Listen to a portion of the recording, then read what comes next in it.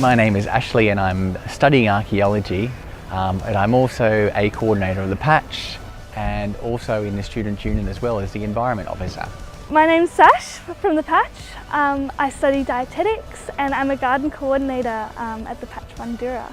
The patch is almost 10 years old and it formed by a bunch of international relations students who got together, inspired by the teacher, and lobbied university departments for a community garden. I got involved just from going to an O-Week event, and I saw that there was a community garden on campus, which was really exciting because I live on college and I didn't have a garden out the back, so I needed somewhere to grow my veggies, and the community garden was the perfect place to do that.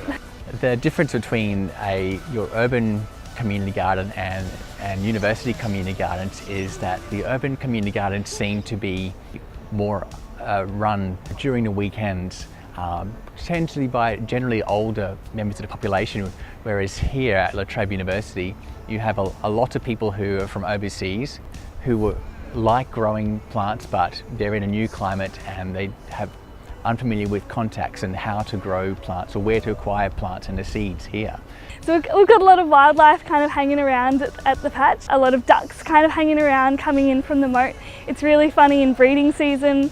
The mums and the dads, they kind of come down with all of their chicks and then they kind of ward off all of the people walking past, and so we kind of get that view of watching people a bit scared of the ducks. It's really funny.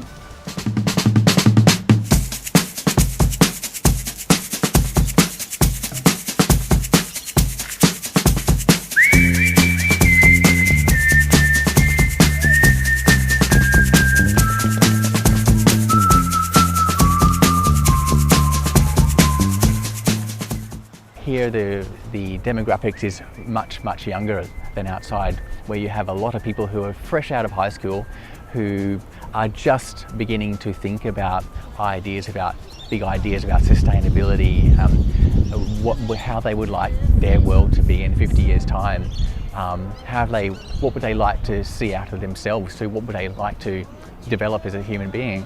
And we see a role for the community garden there. We got a grant for the 50th anniversary for the Picture Project grant, and we've been involved in it in a few different ways. So we're using that money to improve the facilities of the patch, and we've also gotten the grant to improve the types of events that we put on. So we've used it to get a mushroom expert to come in and run a mushroom workshop. We've got someone to come in and host a bush foods workshop. And we've also used this grant to develop our bush foods patch. It feels absolutely wonderful to be able to do some gardening and get your head out of all the lectures and tutorials and essays which are piling up.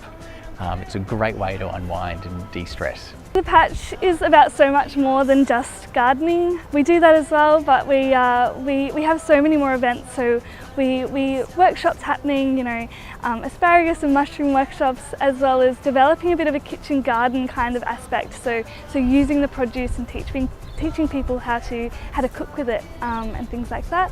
And we also have a really great social element of it as well. So we're getting bands in, and we're doing all sorts of events for parties and things like that to really develop the community around the patch, and to get them involved in some of the events and the workshops that we have going on as well. I would love you to be able to pick yourself some macadamia nuts in the future. Be able to crack some of them open and have them under the shade of the tree. That'll be great. If you want to get involved with the Patch Bandura, you can check us out on Facebook. We also have Instagram. You can even come along to the garden itself. It's always open 24/7.